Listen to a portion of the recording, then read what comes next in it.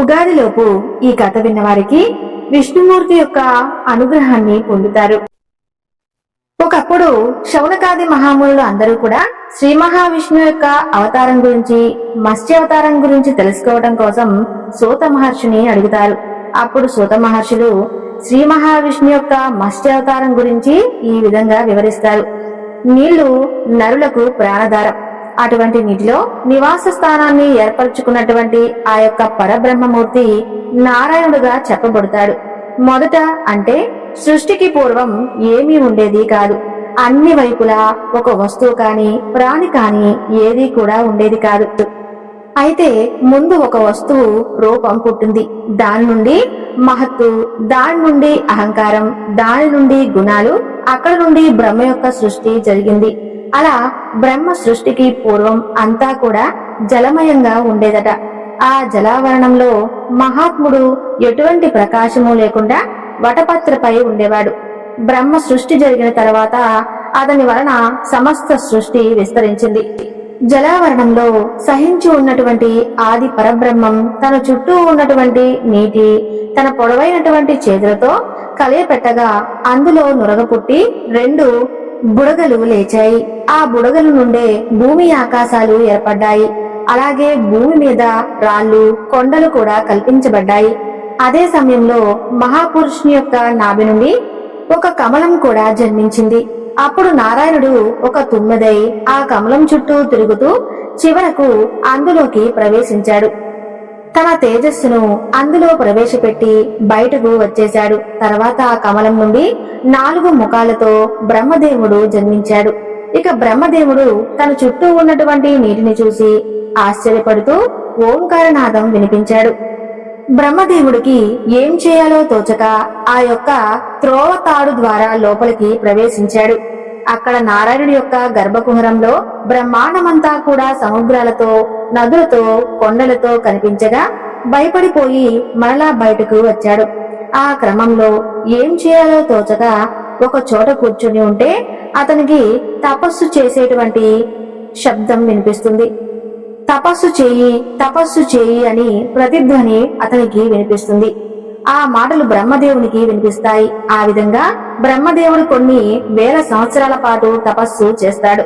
అప్పుడు నారాయణుడు ప్రత్యక్షమై, ఓ బ్రహ్మ, సృష్టిని ఏర్పాటు చేయాలి అనేటువంటి నెపంతో నేను నిన్ను సృష్టించాను. కాబట్టి నువ్వు ఈ తపస్సు చేయడం వలన సృష్టి చేసేటటువంటి మానసిక శక్తిని పొందావు. ఈ రూపమైనటువంటి ప్రకృతి అంతా కూడా నీకు అన్ని విధాలుగా తప్పక సహకరిస్తుంది. ఇక ఈ సృష్టిని ప్రారంభించు అని చెప్పి అదృశ్యమవుతాడు. ఇక ప్రకృతి అతనికి సరస్వతి రూపంలో కనిపించింది. బ్రహ్మదేవుడు పురుషుడు కాబట్టి ప్రకృతి పురుషుడు ఇద్దరు ఏకమయ్యారు. వారిద్దరి కలయిక వలన బ్రహ్మ ముఖం నుండి 6 అక్షరాలు చూపుతాయి. అంటే శక్తి స్వరూపిణి అయినటువంటి గాయత్రి జన్మిస్తుంది. ఆ తర్వాత బ్రహ్మ యొక్క కనుబొమ్మల నుండి దక్ష ప్రజాపతి, మనసు నుండి శరత్ కుమారుడు, సమస్త జాతులు, దక్ష ప్రజాపతులు వీరందరూ కూడా నివసించడానికి చోటు కావాల్సిందిగా బ్రహ్మ శ్రీ మహావిష్ణువును ప్రార్థిస్తాడు. వెంటనే 1,000,000 సూర్య తేజస్సుతో జనాలను రెట్టింపు చేస్తాడు.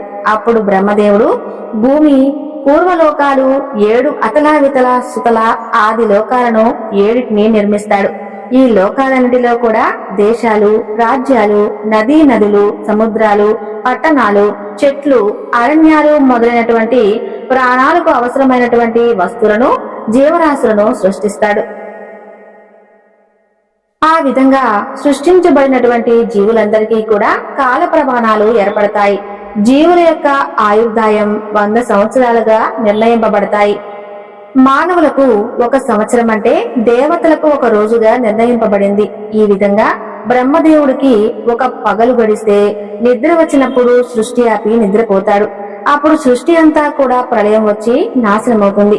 తర్వాత మహాయోగాలు గడిచిన తర్వాత బ్రహ్మదేవుడు నిద్రలేచి సృష్టిని యథావిధిగా ప్రారంభించి సృష్టిస్తాడు. ఆ విధంగా పూర్వం బ్రహ్మదేవుడు నిద్రించేటువంటి సమయం ఆసన్నమవుతుంది. అప్పుడు ఏం జరిగిందో చెబుతాను, శ్రద్ధగా వినండి. ఇంకా వీడియోని ఎవరైనా లైక్ చేయకపోతే తప్పకుండా లైక్ చేయండి. సూత మహర్షి శౌనకాది మహామునులతో ఈ విధంగా చెప్పసాగారు. పూర్వం ద్రవిడ దేశంలో సత్యవ్రతుడు అనేటువంటి ఒక రాజు ఉండేవాడు. అతను విష్ణు భక్తుడైనటువంటి గొప్ప ధర్మాత్ముడు. అతనే రాజ్యంలో ఉన్న వారందరూ కూడా కేవలం సత్యం మాత్రమే పలికేలా అతను శాసించేవాడు. అందువలనే అతనికి సత్యవ్రతుడు అనేటువంటి పేరు వచ్చింది. ఈ సత్యవ్రతుడు ప్రతిరోజు కూడా నదికి వెళ్లి స్నాన సంధ్యాది ఇష్టాలను పూజించుకుని వచ్చేవాడు. అలా ప్రతిరోజు కూడా జరుగుతూ ఉండగా ఒకనాడు స్నానం చేసి సూర్యుడికి ఆజ్ఞం ఇస్తుండగా అతని చేతిలోకి ఒక చేప పడింది. దాన్ని అతను నీటిలోకి వదిలేస్తాడు. మరలా అతను నీటిని చేతిలో తీసుకున్నప్పుడు ఆ చేప మరలా కనిపిస్తుంది.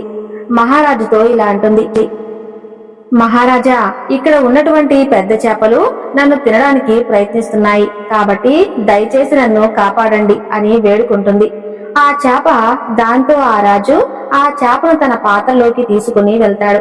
అలా ఆ చేపను తీసుకుని అదే రోజు ఒక పాత్రలో పట్టనంత పెద్దదిగా మారిపోతుంది. మరుసటి రోజు ఆ చేపను ఒక గంగాళంలో పెద్ద దాంట్లో వేస్తాడు. అయినా గాని మళ్ళీ అది చేప పట్టనంత పెద్దదిగా చేప పెరిగిపోతూ ఉంటుంది. తర్వాత రోజు అది కూడా ఆ గంగాళం సరిపోకపోవడంతో ఏం చేయాలో అర్థం కాక చేపని పెద్ద చెరువులో వేస్తాడు. మరుసటి రోజు చూస్తే ఆ చెరువు కూడా పట్టలేదు. రాజు ఇక చేసేది లేక దానిని అతి కష్టం మీద సముద్రంలోకి విడిచిపెడతాడు. అప్పుడు చేప రాజుతో ఇలా అంటుంది, ఓ సత్యవ్రత, నేను శ్రీ మహావిష్ణువును. నేను మత్స్యావతారం ఎత్తి నీ దగ్గరకు చేరుకున్నాను. నన్ను ఎంతో భక్తి శ్రద్ధలతో బాగా కాపాడావు. నీకు ఇంకో 15 రోజుల్లో ప్రళయం రాబోతుంది, ముందే చెబుతున్నాను. దాంతో ఈ లోకమంతా కూడా మహాసముద్రపు నీటితో నిండిపోయి జీవులన్నీ కూడా చనిపోతాయి. కానీ నీలాంటి సత్యవ్రతుడు ఆ ప్రాయంలో చనిపోవడానికి వీల్లేదు. కాబట్టి నువ్వు ఒక పెద్ద నౌకను నిర్మించి అందులో మరలా సృష్టి చేయడానికి అవసరమయ్యేటువంటి ఔషధాలను విత్తనాలను వేసుకుని సిద్ధంగా ఉండు. నీతో పాటు సప్త మహర్షులు కూడా ఆ నౌకలో ఎక్కుతారు. అప్పుడు నేను మీ అందరినీ కూడా మహాసముద్రంలో మునిగిపోకుండా పడవ తాడును నా నోటితో పట్టుకుని లాక్కుంటూ తీసుకువెళ్తాను. ప్రళయం సమాప్తమయ్యేంత వరకు మీకు తోడుగా ఉండి మిమ్మల్ని అందరినీ కూడా కాపాడుతాను అని చెప్పి పలుకుతారు. మత్స్యావతారంలో ఉన్నటువంటి శ్రీ మహావిష్ణువు యొక్క మాటలు విని ఆ రాజు కూడా ఎంతో సంతోషించి ప్రళయం కోసం ఎదురు చూస్తూ ఉంటాడు. ప్రళయ సమయం ఆసన్నమవుతుంది. 12 ఆదిత్యులు అలాగే ఆకాశంలోకి ప్రవేశిస్తారు. ఆయన వేడికి సర్వ జీవరాశులు నిప్పులో మాడి మసైపోతుంటాయి. అగ్నిదేవుడు విజృంభించి తన ప్రతాపాన్ని చూపిస్తుంటాడు. అలా కొంతకాలం గడిచిన తర్వాత మహావర్షం కురుస్తుంది. దాంతో విశ్వమంతా కూడా జలంతో నిండిపోతుంది. శ్రీ మహావిష్ణువు యొక్క అనుగ్రహం పొందడంతో సత్యవ్రతుడు అలాగే కొన్ని విత్తనాలతోనూ ధాన్యాలతోనూ ఉన్నవాడిగా సురక్షితంగానే ఉంటాడు. అయితే ఆ సమయంలోనే మత్స్యావతారంలో ఉన్నటువంటి శ్రీ మహావిష్ణువు వచ్చి ఆ పడవ తాడును నోటితో పట్టుకుంటాడు. ఆ సమయంలో సప్త మహర్షులు పడవలోకి ఎక్కిస్తారు. ఆ చేప వారందరినీ కూడా ఉన్నటువంటి ఆ పడవను లాక్కుంటూ తీసుకుని వెళ్తుంది. అలా అనుకోకుండా 4 వైపులా మహా అంధకారం అలుముకుంటుంది. ఆ సమయంలో కేవలం ఆ యొక్క చేప తేజస్సు అలాగే ఆ పడవలో ఉన్నటువంటి సప్త మహర్షుల యొక్క తేజస్సు తప్ప ఎటు చూసినా కూడా చిమ్మ చీకటిగా ఉంటుంది. ఆ విధంగా ప్రళయం అంతమయ్యే వరకు ఆ చేప వారందరినీ కూడా కాపాడుకుంటూ వస్తుంది. ఆ తరువాత బ్రహ్మదేవుడు నిద్రలేచి సృష్టిని కొనసాగించాలని చెప్పి ప్రయత్నిస్తుంటాడు. కానీ బ్రహ్మదేవుడు మాత్రం నిద్ర మేల్కొని చూడగా సోమకుడు అనేటువంటి ఒక రాక్షసుడు బ్రహ్మ దగ్గర ఉన్నటువంటి వేదాలను దొంగలించుకొని పోతాడు. ఆ విధంగా వేదాలు లేకుండా సృష్టి చేయడానికి తగినంత శక్తి సామర్థ్యం బ్రహ్మదేవుడి దగ్గర ఉండదు. ఇక బ్రహ్మదేవుడికి చేసేది ఏమీ లేక శ్రీ మహావిష్ణువును మనసులోనే ధ్యానిస్తాడు. ఇక శ్రీమన్నారాయణుడు బ్రహ్మ ముందు ప్రత్యక్షమయ్యాడు. బ్రహ్మదేవుడు ఇలా శ్రీ మహావిష్ణువుతో అంటాడు, స్వామి, నీకు తెలియదంటూ ఏదీ ఉండదు. దేవాదిదేవా, నీ వలనే ఈ లోకాలన్నీ కూడా పుట్టి పెరిగి చివరకు నీలోనే కలుస్తున్నాయి. నేను నిద్రపోయే సమయంలో సోమకుడు అనేటువంటి ఒక రాక్షసుడు నా వద్ద ఉన్నటువంటి వేదాలను అపహరించి మహాసముద్ర గర్భంలో దాచాడు. ఆ వేదాలు నా దగ్గర లేకపోవడం వలన సృష్టి చేయడంలో నాకు శక్తి పోయింది. నన్ను కరుణించి ఆ వేదాలను సంపాదించి నన్ను అనుగ్రహించండి అంటూ ప్రార్థిస్తాడు. అప్పుడు శ్రీహరి ప్రేమతో ఇలా అంటాడు, బ్రహ్మదేవ, విచారించవద్దు. నేను ఈ మత్స్యావతారంలోనే వెళ్లి ఆ సముద్రంలో రాక్షసుడు ఎక్కడ ఉన్నా సరే ఆ సోమకుడిని తప్పకుండా వెతికి పట్టుకుని అతన్ని సంహరించి వేదాలను నీకు తప్పకుండా అప్పగిస్తాను అంటూ సముద్రంలోకి వెళ్లిపోతాడు శ్రీమన్నారాయణుడు. ఇక సముద్రంలో సోమకాసురుడు దొంగలించినటువంటి ఆ వేదాలను ఆహార పదార్థాలను భావించి వాటిని మింగేస్తాడు. కాని అతనికి మాత్రం ఆకలి తీరలేదు. ఆహారం కోసం సముద్రంలో వెతుకుతుండగా ఆ సమయంలో చేప రూపంలో ఉన్నటువంటి శ్రీహరిని చూసి తాను మింగాలి అని చెప్పి ప్రయత్నిస్తుంటాడు ఆ రాక్షసుడు. ఆ విధంగా శ్రీహరి సోమకుడి మధ్య ఇద్దరి మధ్య కూడా భీకరమైనటువంటి యుద్ధం జరుగుతుంది. సోమకాసుడు అనేటువంటి రాక్షసుడు మహాబలశాలి కాబట్టే వారిద్దరి మధ్య కొన్ని సంవత్సరాల పాటు యుద్ధం జరుగుతుంది. ఈ యుద్ధంలో చేప రూపంలో ఉన్నటువంటి శ్రీ మహావిష్ణువు కోరలతో ఆ రాక్షసుని యొక్క పొట్టను చీల్చి సంహరించి అతని కడుపులో ఉన్నటువంటి ఆ వేదలను ఒక దక్షిణావర్త శంఖం తీసుకుని అందులో పెట్టి బ్రహ్మ వద్దకు చేరుకుంటాడు శ్రీహరి. శ్రీహరి చేతిలో ఉన్నటువంటి వేదాలను చూసి బ్రహ్మదేవుడు సంతోషిస్తాడు. అప్పుడు శ్రీ మహావిష్ణువు వేదాలను బ్రహ్మదేవుడికి ఇచ్చి, బ్రహ్మదేవ, ఈ సృష్టిని కొనసాగించమని చెప్పి ఆజ్ఞాపిస్తాడు.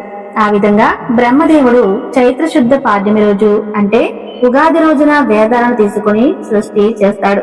ఆ విధంగా మత్స్యావతారాన్ని ధరించి శ్రీ మహావిష్ణువు సోమకాసురుని సంహరించి వేదాలను బ్రహ్మకు అప్పగించినటువంటి సందర్భంగా ఈ ఉగాది ఆచరణలోకి వచ్చిందని చెప్పి సూత మహర్షి వారు శౌనకాది మహామునులందరికీ కూడా వివరిస్తారు. కాబట్టి ఈ ఉగాదిలోపు ఈ కథను విన్నా, చెప్పినా, చదివినా, వినిపించినా జన్మ జన్మల పాపాలు పోతాయి, కోటి జన్మల పుణ్యం వస్తుంది, సకల ఐశ్వర్యాలు కలుగుతాయి. ఇక ఉగాది రోజున ఈ కథను స్వామివారి ఎదుట కనుక చదివితే తప్పకుండా శ్రీ మహావిష్ణువు యొక్క అనుగ్రహాన్ని కూడా పొందవచ్చు అని చెప్పి సూత మహర్షుల వారు ఈ కథను విన్నవిస్తారు. చూసారు కదండి, ఎంతో అద్భుతమైనటువంటి ఉగాది యొక్క వివరణను.